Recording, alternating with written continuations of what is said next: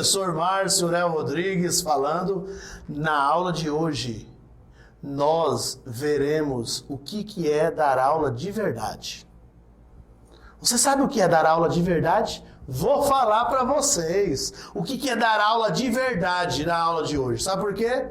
Vou apresentar para vocês os diferentes ambientes de aprendizagem na perspectiva do renomado professor e pesquisador Oles Cosmose, quando ele trabalha a questão do paradigma do exercício e do cenário de investigação. Então, no encontro de hoje, aqui nós estamos no Laboratório de Mídias Digitais da Universidade do Estado do Mato Grosso. Você fica aí comigo, porque nos próximos 30 minutos você vai descobrir o que é dar aula de verdade, ok?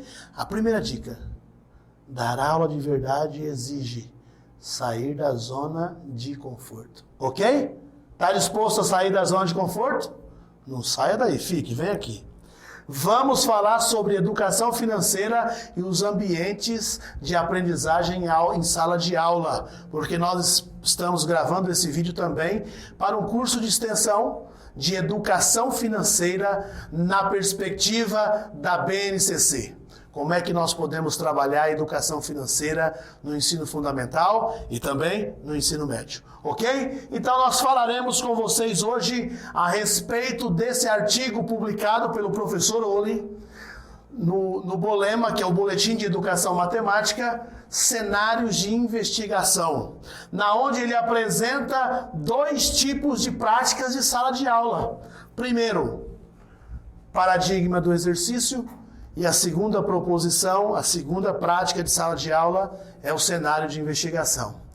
E ele coloca que a educação matemática crítica inspirada pelo cenário de investigação tem por objetivo romper a forma de como a matemática é ensinada e levada para a sala de aula. Pensar e desenvolver as atividades é uma experiência desafiadora. E eu quero trazer para vocês um conceito que o professor Biratã, quando fala do ensino de matemática em sala de aula, ele tem dito: o ensino de matemática da maneira que é praticada em sala de aula é um ensino que dói. Ele usa exatamente essas letras, D, O e I. D de desinteressante, O de obsoleta e I de inútil. E eu pergunto para você que está aí me assistindo, e pergunto para mim também aqui: será que a matemática que eu estou levando para os meus alunos, ela está servindo para transformar a vida dele? Ou está servindo como instrumento de opressão ainda mais? Como algo difícil, como um obstáculo quase intransponível, e tem causado muita dor de cabeça para os alunos. E aí eu quero que você pense comigo: que tipo de prática eu tenho desenvolvido nas minhas aulas de matemática? Paradigma do exercício ou cenário de investigação? Eu quero dizer para vocês uma outra coisinha: eu não posso ficar só em um único ambiente, ok? Eu não posso desenvolver só um tipo de prática e achar que essa prática dá certo numa determinada turma. Eu tenho que executar, desenvolver a mesma prática na outra turma. Sabe por quê? Porque eu estou lidando com pessoas. E pessoas são seres diferentes, aprendem de forma diferente, possuem tempos diferentes de aprendizagem. Ok? Então vamos para os nossos próximos conceitos. Paradigma do exercício.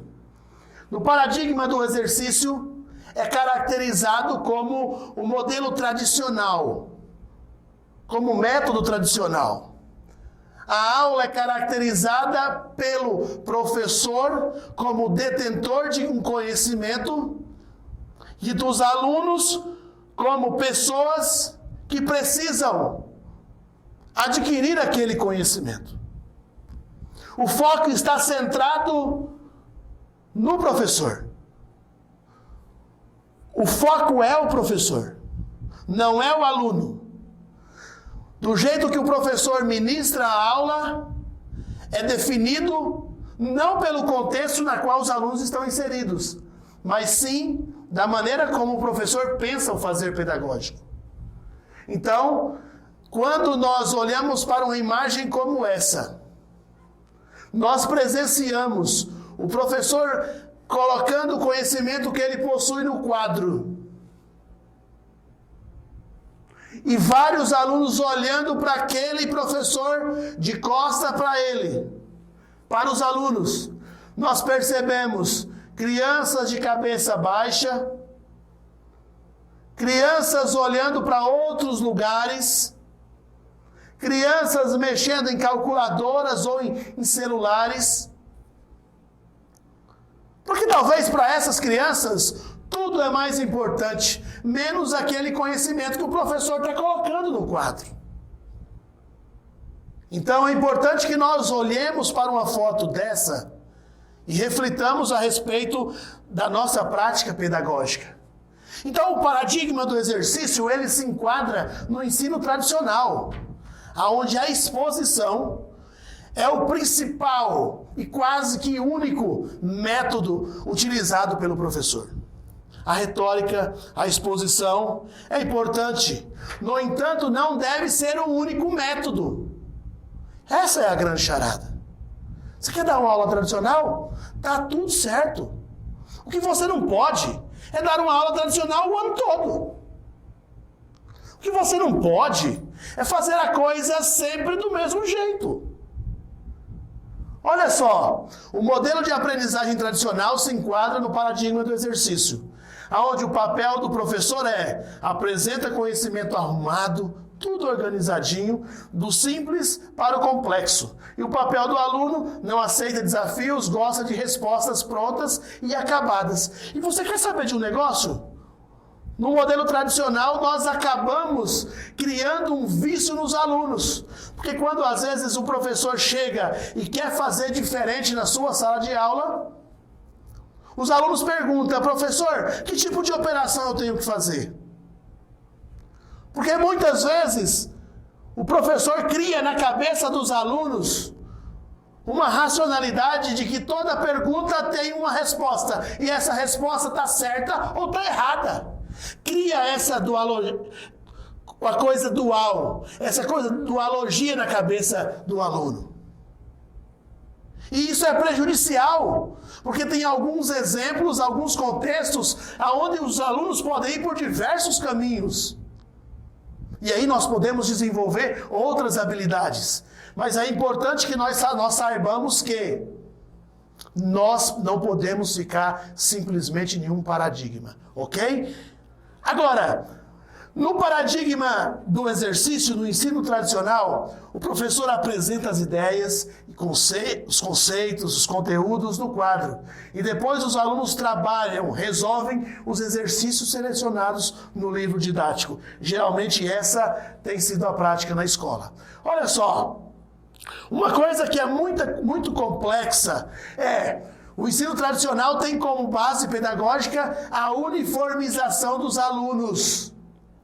E quando eu uso simplesmente o método tradicional, quando eu uso a exposição como único recurso para ensinar os meus alunos, e aí eu uso apenas a prova escrita como único método de avaliação, eu estou uniformizando os alunos. E isso não é uma base pedagógica coerente. Sabe por quê?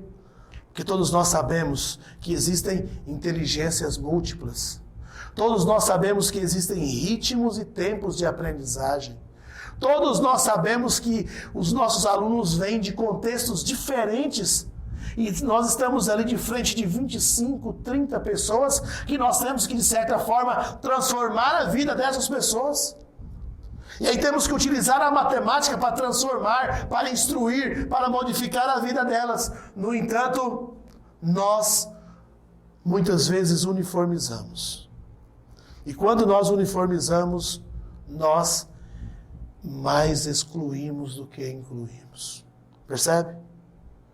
Quando eu dou uma mesma prova, eu quero que todos os alunos resolvam aquelas 5 questões da minha prova.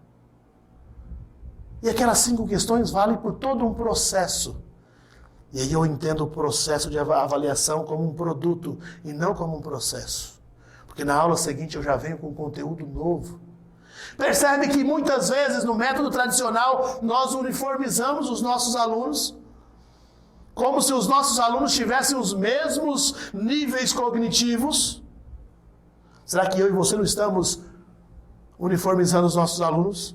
Para que os alunos obtenham um alto desempenho, eles são vistos pelo professor de forma igual. E aqui eu quero dizer para vocês que o princípio da equidade pode trazer muitos resultados melhores do que o princípio da igualdade. Sabe por quê? Porque no princípio da uniformidade, no princípio da uniformização, que se enquadra no princípio da igualdade, nós mais excluímos do que incluímos. Então nós precisamos aprender uma coisa de uma vez por todas enquanto profissionais da educação. Nós temos que tratar o diferente de forma diferente, para proporcionar condições que ambos tenham condições de ter acesso à aprendizagem. Enquanto nós não entendermos isso, nós não conseguiremos evoluir enquanto professores, enquanto profissionais da educação. Os interesses individuais não são levados em consideração no método tradicional, no paradigma do exercício. No ensino tradicional, o foco jamais será o aluno. O foco é o professor. O mais importante é o que o professor tem para dizer e não o que o aluno tem para dizer. O foco é o professor. A figura central é o professor, que é visto acima de tudo como detentor e transmissor do conhecimento. Certa vez, quero contar uma experiência para vocês. Certa vez, chegou uma professora e me disse: Márcio, o que é dar aula de verdade? Eu disse: como assim, dar aula de verdade? Ela me disse: não, porque na escola que você trabalha, eu conversei com a coordenadora, e a coordenadora me disse: você precisa dar aula de verdade. Vai ver como que o Márcio dá aula. Eu falei: não, a coordenadora falou isso porque ela é minha amiga. Falei: não, Márcio, o que é dar aula de verdade? Eu falei assim: não sei, ela é minha amiga, vai na minha casa, gosta de mim, nós temos bom relacionamento. É uma mãe para mim, a coordenadora da escola pública estadual que eu estava trabalhando. E aí aquela professora falou: Márcio, me fala que tipo de prática que você desenvolve na sua sala que pode ter chamado a atenção dessa coordenadora. Eu olhei para aquela professora e disse o seguinte: o ser é muito mais importante do que o objeto. Traduzindo, o meu aluno é muito mais importante do que o conteúdo de matemática que eu tenho que passar para ele. E no momento que eu vou para o quadro, viro as costas para os meus 30 alunos, olha essa imagem. Viro as costas para os meus 30 alunos. Até existe um posicionamento didático, que é nunca virar as costas 100% para os alunos. Sabe por quê? Porque o professor precisa estar no comando do processo de ensino e aprendizagem. Mesmo que ele seja o mediador. Ele tem mais experiência. Ele é o responsável por todo o processo. Percebe? Agora, no momento que eu viro as costas para os meus alunos e fico de frente unicamente do quadro negro ou da lousa, eu estou emitindo uma mensagem para os meus alunos. O que eu estou a passar é importante. Vocês ficam em segundo plano. Essa é a mensagem que fica. Então, talvez, se eu pudesse dar uma sugestão para os nobres colegas, nunca vire de costas 100% para os seus alunos, porque o seu objetivo deve ser não simplesmente ensinar um determinado conteúdo de matemática, mas usar esse conteúdo para fazer diferença de alguma maneira na vida dos alunos. E para isso você precisa dialogar com os alunos. Você precisa conversar com os alunos. Você precisa proporcionar condições e espaços e tempos para eles exporem as suas opiniões, as suas ideias. Sabe para quê? Para você perceber em que ponto do processo de aprendizagem que os alunos estão. para que você possa fazer intervenções pedagógicas, para fazer ele ampliar o conhecimento dele. Percebe o que é dar aula de verdade? Enquanto nós não entendemos que o nosso aluno é o foco, é o principal do processo de ensino e aprendizagem, em detrimento do objeto, do ente matemático, do conteúdo matemático, nós não conseguiremos evoluir. Sabe por quê? Porque no método tradicional destoa do que o nosso patrono da educação diz. Olha o que o Paulo Freire diz. Ensinar não é transferir conhecimento, mas criar possibilidades para a sua própria produção ou a sua construção. Aí eu tiro uma conclusão. Nossas práticas pedagógicas não podem ser desenvolvidas unicamente pelo paradigma do exercício. Vou explicar para vocês mais adiante o que significa esse unicamente. Sabe por quê? Porque existem outras possibilidades. Existem outras possibilidades. Agora, olha só. E uma dessas possibilidades é criar, no contexto da sala de aula, um cenário para investigação. Um cenário para investigação, na perspectiva do professor Oli, é aquele que convida os alunos a formularem questões e procurarem explicações. O professor pode até levar temáticas, mas os alunos vão atrás das informações. Usam a sala de aula para simular as coisas que acontecem no mundo. O convite é simbolizado pela pergunta do professor. Por que isto? E a pergunta de aluno, sim, por que isto? Indicam que eles estão encarando o desafio. Quando os alunos assumem o processo de exploração e explicação, o cenário para a investigação passa a constituir um novo ambiente de aprendizagem. Quando o aluno chega para o professor com a resolução de uma determinada situação, o aluno chega para mim e fala assim: professor, está certo ou está errado? Se eu falar que está certo, acabou por ali. Se eu falar que está errado, também acabou por ali. Então o professor tem que ter consciência e serenidade para quê? Para provocar a discussão com os alunos. No sentido como é que você pensou? O que você fez aqui? Dar espaço para eles externalizar o procedimento, o algoritmo que ele fez. E não simplesmente encarar da perspectiva dual. Ou está certo ou está errado. Não. Pode pedir para os alunos explicarem aqui como eles pensaram. Você está desenvolvendo competências como argumentação, como sistematização, como criticidade. Percebe? No cenário de investigação, são os alunos os responsáveis pelo processo. E aí, existem essa diferenciação entre os ambientes de aprendizagem. As práticas de sala de aula, baseadas no cenário de investigação, elas são divergentes do paradigma do exercício. A distinção entre elas pode ser combinada com uma distinção diferente. Aqui tem a ver com as referências, que visam a levar os estudantes a produzirem significados para os conceitos e atividades matemáticas. Agora, quais são os 3 tipos de atividades matemáticas? Olha o que o professor Oli diz. Fala que pode ser fazer referência à matemática, pode fazer referência à semi-realidade e à realidade. Então eu posso trabalhar com os meus alunos nessas 3 perspectivas. Especificamente do ponto de vista matemático, do ponto de vista da semi-realidade, uma situação, problema, ou do ponto de vista da realidade, onde eu trago as informações da realidade, do contexto dos alunos.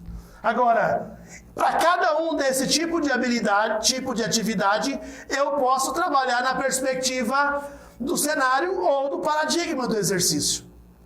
Então, se eu tenho 2 possibilidades aqui, e tenho 3 referências aqui, eu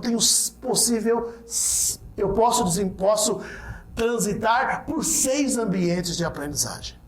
E é isso que eu quero apresentar para vocês. Quais são esses 6 ambientes de aprendizagem? Qual eu devo focar? Qual tem sido o ambiente na onde eu estou desenvolvendo as minhas práticas pedagógicas? Eu estou correto? E nós vamos descobrir isso hoje. Aqui apresentam os 6 ambientes. Referência matemática, tanto para o paradigma do exercício, como do paradigma de investigação, ou cenário de investigação. Referência é uma situação imaginada, situação fictícia, e uma referência é uma situação fora da matemática, ou seja, presente no mundo físico. Qual tem sido a tradição? O professor apresenta isso. Matemática pura, semi-realidade e realidade. Ele tem dito que a tradição das práticas pedagógicas dos professores é muito forte, tanto no primeiro como no terceiro ambiente. Porque no primeiro e no terceiro é o paradigma do exercício. Coisas relacionadas ao contexto específico da matemática, como resolver uma equação x² menos 5x mais 6 igual a 0, específico do ponto de vista do conteúdo de matemática, e do conteúdo ou da perspectiva, da referência da semi-realidade. Quando eu crio uma situação fictícia e trago essa situação para a sala de aula e que a situação tem uma resposta objetiva. Percebe? No entanto, ele diz que o cenário 6, ele vem para desafiar a tradição. São pessoas que querem trazer coisas do mundo real para as aulas de matemática, para que nas aulas de matemática elas possam fazer as suas investigações e por meio dessas investigações compreenderem o que de matemática foi importante para eles. Mas o que ele diz? Que o mais importante entre ficar rotulando, eu trabalho no ambiente 1 e 3, ou eu trabalho no ambiente 5 e 6, ou no ambiente 4 e 6, o mais importante não é isso. O mais importante é eu ter consciência de que eu não posso trabalhar em um único ambiente. Eu preciso transitar entre esses ambientes. Sabe por quê? Porque quando nós transitamos entre os diferentes tipos de ambientes de aprendizagem, eu posso contemplar um aluno lá do canto, que não consegue resolver os problemas do ponto de vista da matemática pura. No entanto, ele consegue colaborar com outros aspectos quando acontece o trabalho em grupo. Percebe que coisa interessante? Quando vai investigar situações da realidade e não simplesmente da semi-realidade ou da matemática pura. E aí o professor propõe isso. É importante que aconteça um movimento entre os diferentes tipos de ambientes. E aqui eu quero deixar uma coisa bem clara para vocês. É importante a matemática pura. É importante. É importante eu trabalhar com os meus alunos o raciocínio lógico. É importante eu trabalhar com os meus alunos os entes matemáticos, os conteúdos de matemática, da matemática do matemático. Daquela matemática que não está presente em lugar nenhum, mas faz parte da linguagem matemática que é universal. É importante nós termos isso e que os nossos alunos precisam ter também esse conhecimento de como que se desenvolveu essa linguagem que é universal, a matemática. No entanto, é importante também que nós trabalhamos na perspectiva de situações fictícias e também de situações da realidade. O clamor do professor Oli, o nosso clamor é que nós precisamos mover entre esses 6 ambientes. Em algum momento nós podemos proporcionar para eles condições de oportunizar a aprendizagem deles. Então é importante e é um desafio que ele coloca. Então ele propõe o movimento entre os diferentes ambientes de aprendizagem é uma maneira de tentar estabelecer novas possibilidades para os alunos. E aí você poderá incluir os alunos. Incluir de fato, porque um aluno que tem muita dificuldade aqui, ele pode ter algum tipo de expertise aqui. No ambiente 4, no ambiente 6, que é mais complexo para ele. Então, olha só, realizar um movimento das referências à matemática pura para as referências da vida real pode ajudar a oferecer recurso para reflexões sobre a matemática. Referências à vida real parecem ser necessárias para estabelecer uma reflexão detalhada sobre a maneira como a matemática pode operar em nossa sociedade. É só trabalhando uma matemática presente no mundo real é que nós vamos mostrar o porquê que ela é importante. Agora, nós precisamos trabalhar, considerar a referência da matemática também na vida real, na realidade. Nós não podemos ficar simplesmente na matemática pela matemática. E aí vamos detalhar de forma rápida para vocês os 6 ambientes. O primeiro ambiente é exercício com referência à matemática pura. Pode ser exemplificado por exercícios de matemática cujo comando enunciado é encontre o valor de x. E aqui nós temos uma situação. 4 mais x igual a 10. Fez os cálculos, chegou que o x é 6, porque 4 mais 6 dá 10. Matemática pela matemática. É importante que os alunos aprendam isso. Ok, é importante. No ambiente 2, no cenário de investigação, é um ambiente voltado para a matemática pura, mas os alunos podem fazer algum tipo de investigação. Olha só, trata-se de um problema com diversas possibilidades de abordagem e resolução, envolvendo aritmética, álgebra ou geometria, mas sem contextualização ou aplicação em outras áreas além da matemática. Olha essa situação. Uma loja vende um smartphone com 2 possibilidades de pagamento. À vista por R$800 ou com uma entrada de 50% mais uma parcela de 480 após 30 dias. Assim, quanto está pagando de juros o indivíduo consumidor que escolher a segunda opção de pagamento? No ambiente 3, o ambiente de aprendizagem faz referência à semi-realidade, ou seja, situações fictícias que o professor traz para a sala de aula e que muitas vezes são as situações, problemas que constam nos nossos livros didáticos. Por exemplo, as questões relacionadas à matemática financeira ou à educação financeira que constam nos nossos livros didáticos são situações, problemas, só que são situações, problemas fictícias. Fictícias, que não faz parte da vida do professor e nem da vida daqueles alunos. Até porque o livro didático é distribuído em várias partes do Brasil. Vamos a uma situação. Trata-se de problemas contextualizados por situações hipotéticas e que apresentam resolução objetiva. Quer ver exemplos bem claros sobre isso? As questões da prova de matemática do novo Enem. São questões contextualizadas, discutem situações, no entanto, no final tem uma resposta objetiva. Olha só um exemplo. 2 mercados A e B vendem leite em pó de uma mesma marca, ao preço de R$4 a lata. Numa promoção, o mercado A oferece 4 latas pelo preço de 3 e o mercado B dá um desconto de 20% em cada lata adquirida. Responda justificando em qual dessas promoções você economizaria mais se comprasse 12 latas.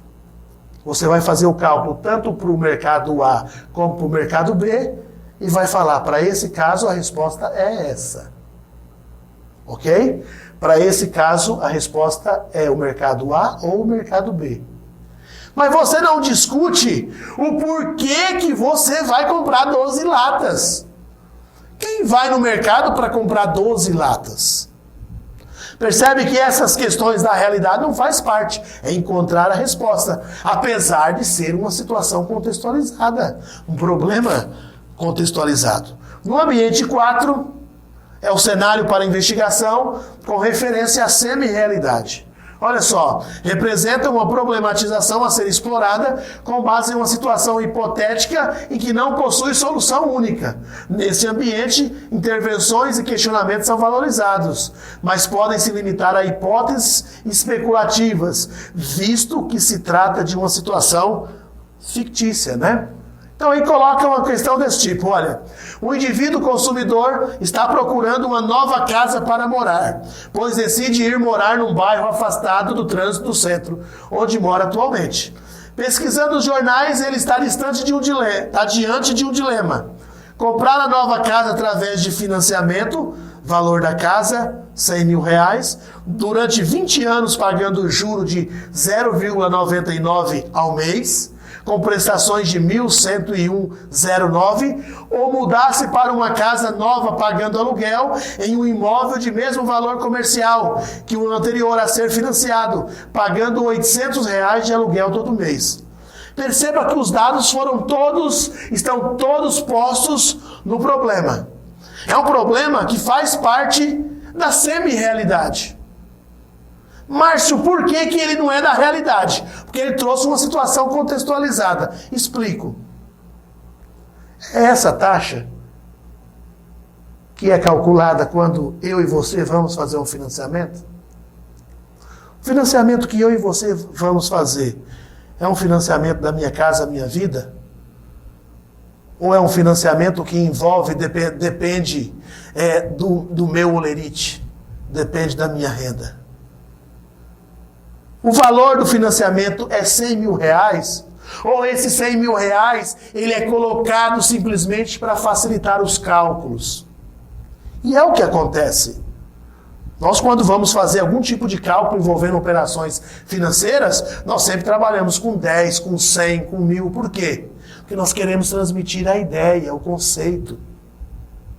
Então nós arrumamos uma situação hipotética para que ele possa entender o procedimento de cálculo. Ok, mas esses dados aqui não são reais. Por que são 20 anos? Poderia ser 15 anos ou 30 anos, dependendo do perfil da pessoa que está buscando a casa. No entanto, é um cenário de investigação, porque ele vai ter que ir atrás de informações para quê? Para ele dizer, olha, é melhor eu financiar a casa? Ou é melhor eu alugar outra casa? Ele vai ter que ir atrás de informações para dar uma resposta com argumentação, que foi exatamente o que nós vimos aqui atrás, né? Os questionamentos são valorizados. Agora, no ambiente, vai ficar fácil para você perceber quando nós chegarmos no ambiente 6. Porque o ambiente 6, ele é muito próximo do ambiente 4. Mas no ambiente 4, nós temos os dados. É apresentado para os alunos os dados. E não no ambiente 6. No ambiente 6, os alunos têm que ir atrás dos dados. Nós temos a temática. Nós queremos fazer um financiamento da casa. Qual é o melhor banco? Aonde que oferece a menor taxa? Quais são as condições quais são as melhores condições? Quais são os tipos de amortização? É a tabela price? É o sistema de amortização constante? Por que um banco usa um determinado tipo de amortização, sistema de amortização, outro usa outro tipo de amortização? Então são os alunos que vão atrás dessas informações todas. O professor propõe, convida-os para irem atrás das respostas, mas eles só terão as respostas depois deles encontrarem os dados. Os dados não são fornecidos para eles previamente. Sabe por quê? Porque os dados não estão no livro. Os dados estão no mundo real, na realidade. Agora, no ambiente 5, pode ser representado por uma aula de matemática em que são trabalhadas questões comuns do Enem, visto que frequentemente são utilizados dados verídicos em informações veiculadas pela mídia. Às vezes nós pegamos algumas questões do Enem e coloca assim, segundo os dados do INPE. E aí a pessoa tem que fazer os dados daquele gráfico apresentado pelo INPE. Olha, teve essa evolução das queimadas. E aí os alunos fazem a interpretação daquela representação gráfica. Os dados são reais. São extraídos da realidade. Ok? Mas é um exercício. Por quê? Porque no final tem uma resposta. Tem uma resposta. Agora, nós indo para o ambiente 6, nós não temos uma única resposta. Porque a situação boa para mim não vai ser boa para o Anselmo, não vai ser boa para você. Porque nós temos perfis diferentes. Porque nós temos condições diferentes. Porque nós temos tendências diferentes. Porque nós temos costumes diferentes. Então, uma determinada situação, um determinado aspecto, quer ver um exemplo? Se nós formos comprar um carro, eu quero comprar um carro. Qual carro comprar? Um flex ou a diesel? O que eu vou considerar? O que é importante para mim? Talvez para o Anselmo seja preço de revenda. Para mim isso não é importante. Porque eu quero comprar um carro e vou ficar com ele 10 anos. Aí o preço de revenda não é importante para mim. Importante para mim vai ser uma coisa: o consumo dele. Ok? O Anselmo não é o consumo. O Anselmo é a menor depreciação do bem, do veículo. Percebe? Então nós temos aspectos que nós priorizamos. Então nós nunca chegaremos a uma resposta. Nós chegaremos, e aí cada um utilizará do seu próprio argumento, nós vamos buscar as informações.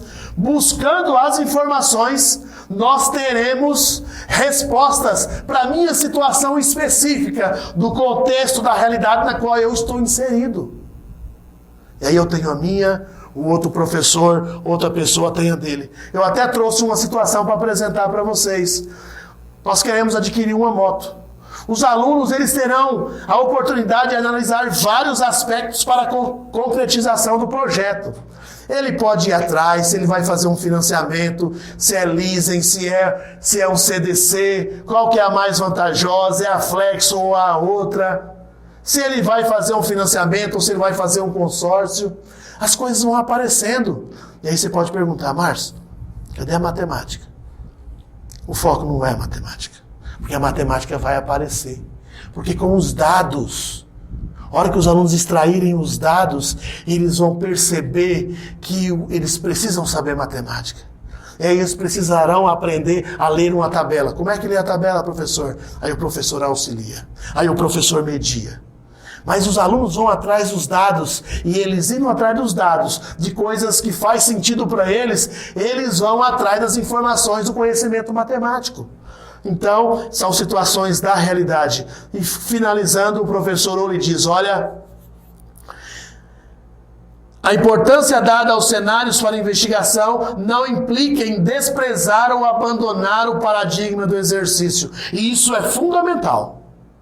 Nós não estamos aqui simplesmente para criticar o paradigma do exercício. O que nós estamos aqui corroborando com o que o professor Oli diz e defendendo o posicionamento dele é: nós precisamos transitar, movimentar entre os diferentes ambientes. Sabe por quê? Porque ele diz que minha expectativa é que a busca de um caminho entre os diferentes ambientes de aprendizagem possa oferecer novos recursos para levar os alunos a agir e refletir dessa maneira, oferecer uma educação matemática de dimensão crítica.